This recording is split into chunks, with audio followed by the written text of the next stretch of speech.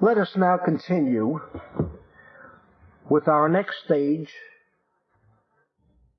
along the cosmic calendar and timetable, which brings us to another cosmic event called Lag BaOmer. Very few Israelites today even know about Lag BaOmer in general, and unfortunately, I must add, there are very few even observant Israelites who understand the inner and deeper significance of this awesome holiday. In fact, it is not classified as a holiday. The significance of Lag BaOmer is generally connected with and associated with a Tana, the author of the Zohar, Rabbi Shimon Bar Yochai, who passed on in this day of the 33rd day in the Omer. And along with his passing has come many narrations, stories, and fables to which we can still kindle the fire of the importance of Lag BaOmer. One of these stories relates to the horrible Holocaust that took place during the period of Omar and during the destruction of the Holy Temple. 2, wherein 24,000, I repeat, 24,000 students of Rabbi Akiva, the famous Rabbi Akiva, suffered a horrible death. They were inhumanely slaughtered. I might also add that the Talmud, in discussing this period of the Holocaust, the Talmud provides the reason and the cause why such a Holocaust of such dimensions could take place in the first place. These were giants of people, scholars, and you're going to be awfully surprised to learn that the Talmud states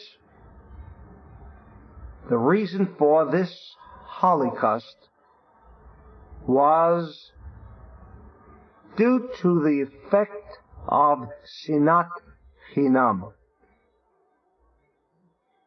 hatred for no reason. For no reason. One could not tolerate or sympathize with his fellow colleague. Can you imagine? The Talmud does not declare that they were irreligious people, they were idol worshippers, they were murderers. They desecrated the entire 10 Commandments. No, some very obscure precept. They couldn't tolerate each other. There was no v'ahavta l'reacha kamocha amongst them. And because of this one simple precept, insignificant precept mentioned in Leviticus, which brought on a horrible Holocaust involving so many scholars, 24,000. 24,000.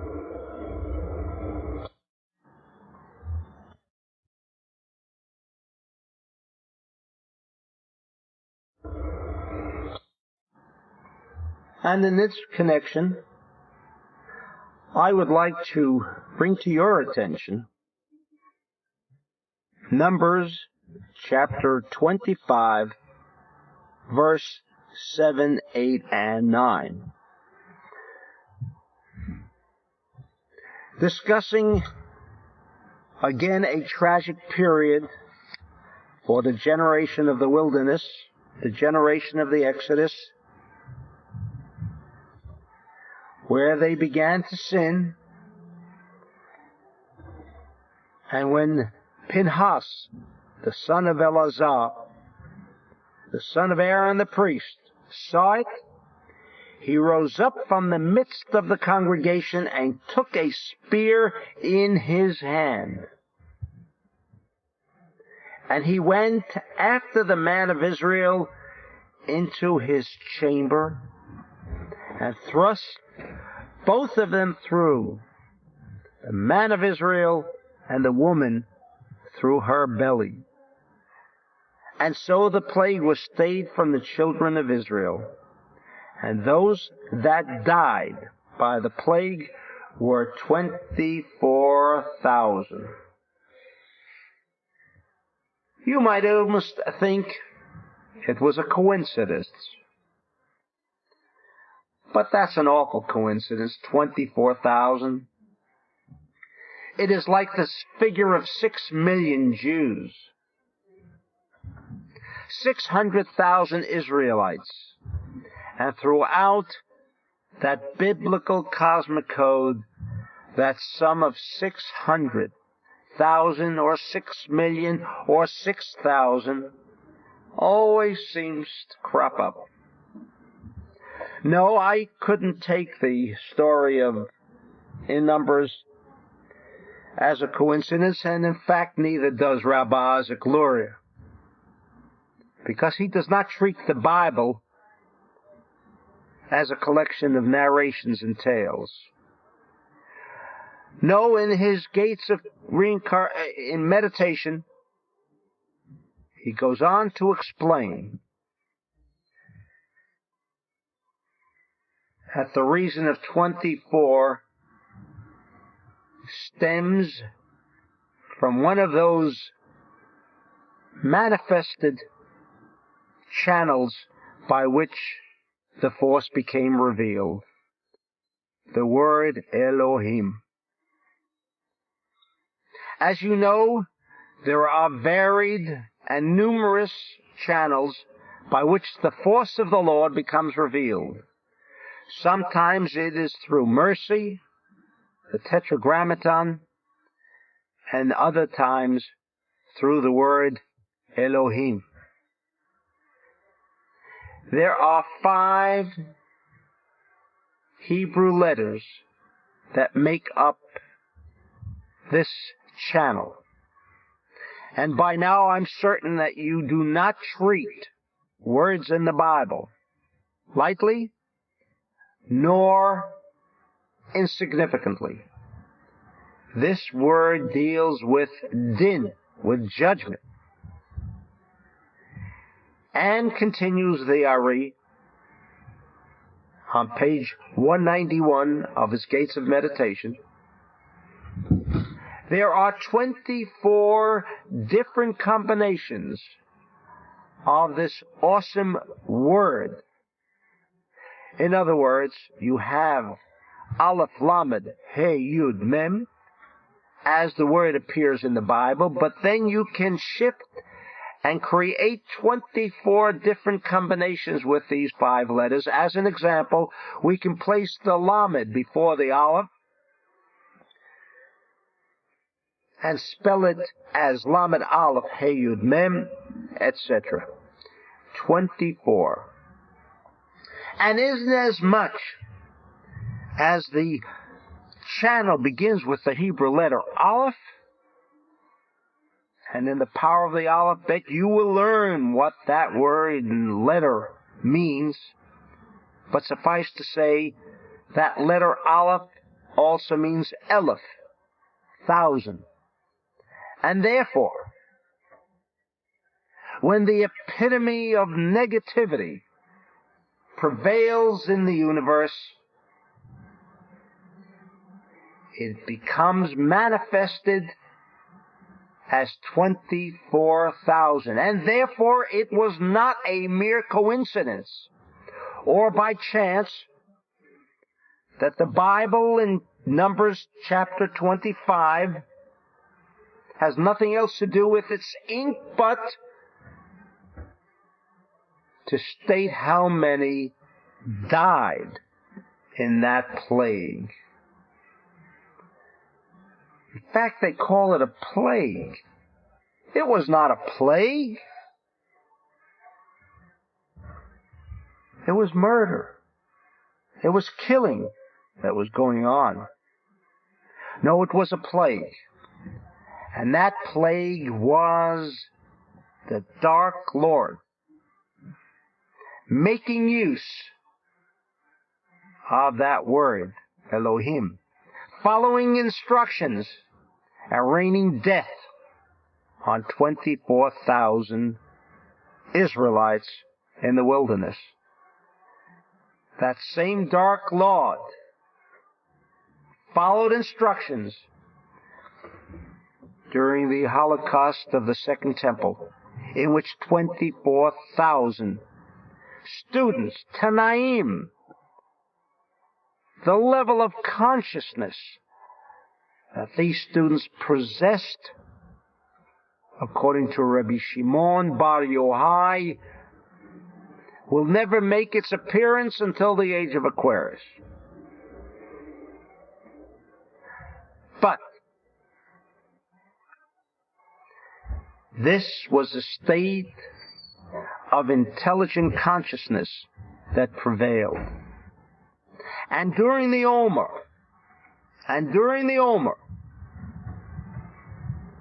this is the time for the Dark Lord to follow instructions.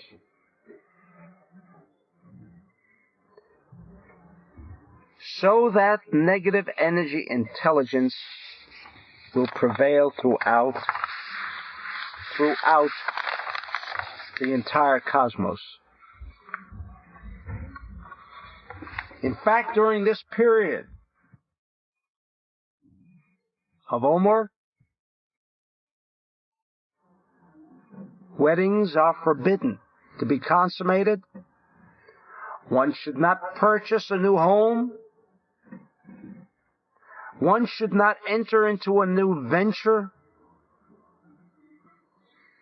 because every new beginning is a new opening. Beginning and opening mean on a metaphysical level the very same thing. And if at that point in time, cosmically, negative energy intelligence prevails, the last thing anyone would want to do is begin a venture, opening the door and permitting this awesome negative energy to become part and parcel of that venture. It's just not worth it. And on Lag BaOmer, the 33rd day in the Omer, something happened. Traditionalists will tell you that Rabbi Shimon passed away. Now, is that to be considered a holiday? And that's what stayed the plague? No, I'm sorry to say, we're referring to, Kabbalistically, to a cosmic timetable. Unfortunately, the power of this day is completely neglected. And to provide you with a living experience, following this tape in our series of presenting redirection and rethinking to the biblical cosmic code, you will actually have the opportunity to participate, go back in time, and of course back to the future, to change your life, change your destiny, make things happen. Like the Bible says, you can choose life. If you believe in the Bible, then you can believe in this. It should provide and assist you in improving your mental as well as physical well-being.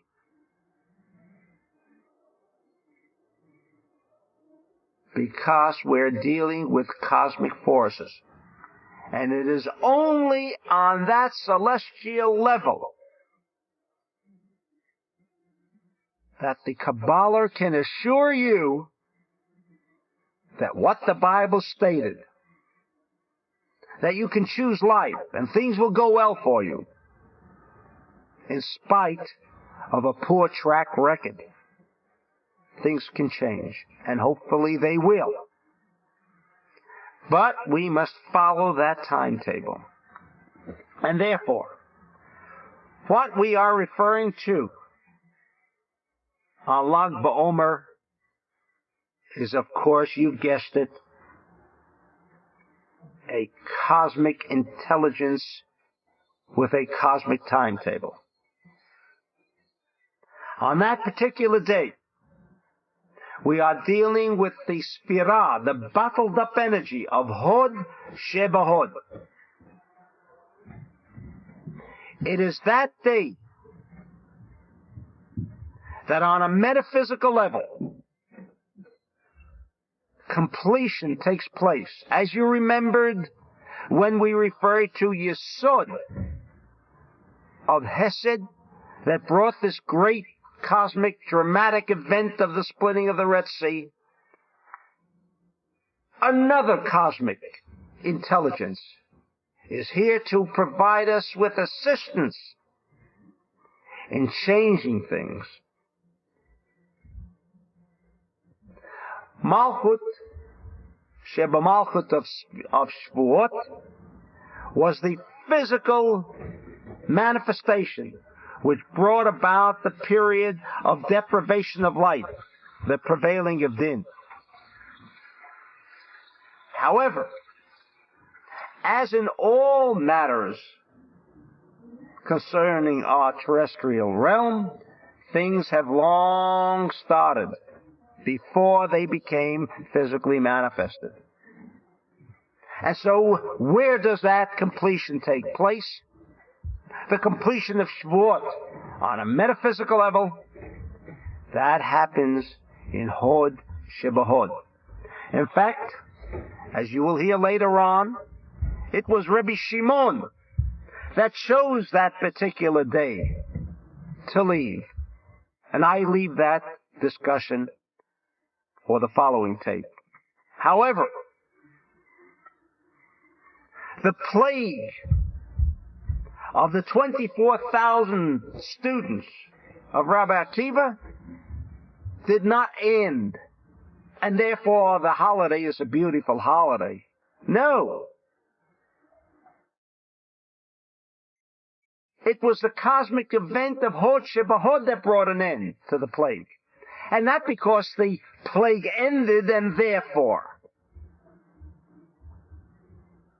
we must stop dealing with effects. We must stop relating to a temple as the reason for Jerusalem being the holy city. We must stop understanding that the seventh day of Passover is a holiday because the Red Sea was split on that day. No! The splitting of the Red Sea is an effect. The cessation of the plague during the Holy Temple Holocaust was an effect. There was a more important, more significant force that brought about this cosmic event, the cessation of a plague. Nothing on a physical level creates holidays. It is the fruit that had long been cast in the seed. This is new thinking, I know it. But in the age of Aquarius, we had better begin thinking along those terms. And so Rabbi Shimon chose that day, having nothing to do with the plague, but rather having to do with this awesome tapping of power. And when that power became manifest, when that light became manifest, the period of deprivation of light, darkness, came to an end no less than when one strikes a match in a dark room and suddenly the darkness disappears. Hod Shebahod, the end of suffering, the potential conclusion. And I say potential because Hod Shebahod deals with the frame of reference of metaphysics, thought intelligence. It is high time that the religious establishment return spirituality to what they call religion. Lag BaOmer is one such significant date in our cosmic timetable. To assure you that the great sage and Kabbalist, Rabbi Isaac Luria, along with his student, Rabbi Chaim Vital, from Damascus,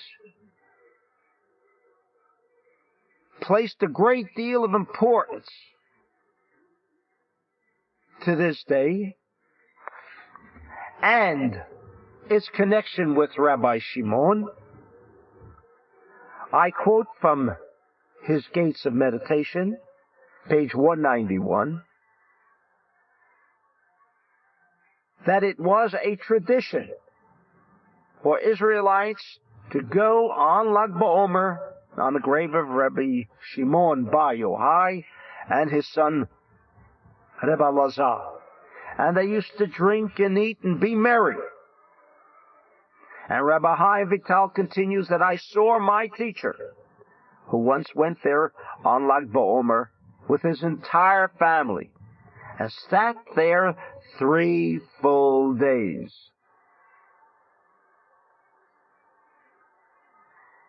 And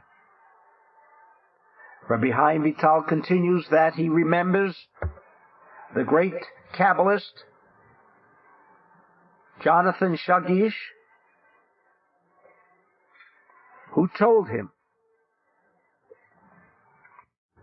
that Rabbi Isaac Luria brought his small son with his entire family, and there, after the traditional 3-year waiting of cutting of hair, cut his own son's hair, as it is a normal tradition. The tradition of cutting a child's hair after 3 years have gone by. And I do not want to, at this point, to discuss the reasons why we do not cut the hair of a child until after he has passed the 3-year period, but it has something to do with the opening of the fontanelle, that opening on the top of the head. The Kabbalah is beautiful.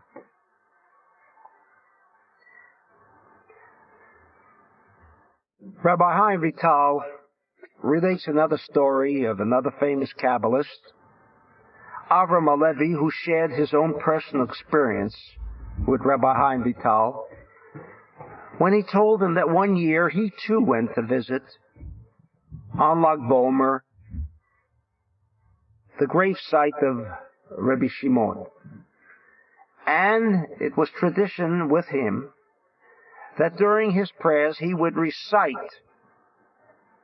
a prayer that is usually recited on Tisha B'Av, because this was a day of great mourning. The great light, Rabbi Shimon, had passed on. And after he completed his Amidah prayer, Rabbi Isaac Luria said, I saw the form of Rabbi Shimon Bar Yochai. He was standing on his tomb, and he said,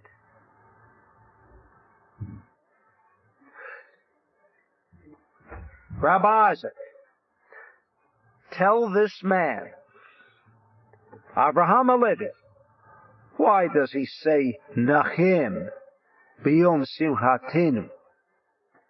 Why does he console in a day of such festivity? And therefore, in the days ahead,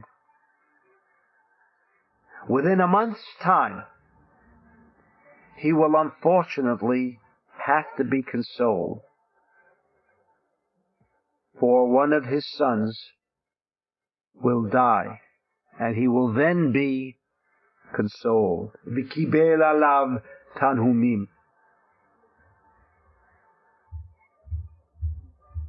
Unfortunately, but as we express ignorance as no excuse, ignorance of the law does not prevent a summons. Let us begin to understand the spiritual internal meaning of that cosmic timetable. For this very reason did Rabbi Shimon choose this day, and I say choose this day, to leave the physical realm of reality. He is very much alive and with us each and every single day. On Lag BaOmer, if you've never been to Meron, you might be disappointed, and then again, you might be impressed. On the eve of Lag BaOmer, you can witness over 100,000 predominantly Sephardim attending this great and joyous and festive event. However, you might also be disappointed that this same Sephardic tradition, so revered, and yet has lost the internal aspect of its significance.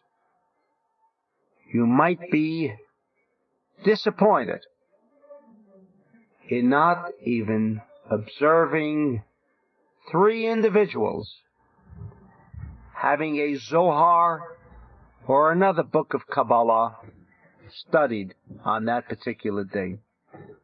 You might have expected that on the one day of the year, that everyone should participate in the study of Kabbalah. You see over 100,000 people gathering to revere the individual to whom his importance to the world was his furnishing us with that most important study, the Zohar, to provide us with the cosmic table, the cosmic attachment. And yet, the day that he chose to leave, Hod Shebahod, so that He can provide us with an assistance mechanism. And when the Bible says, Uvacharta v'chayim, that you can choose life, that our well-being is going to be assured. It is a tragic event, but at the same time, let us remember that for those who are fortunate in understanding the importance of this particular day, Hod Shebahod, will reap the benefit of Rabbi Shimon choosing to leave on this particular day. Thank you.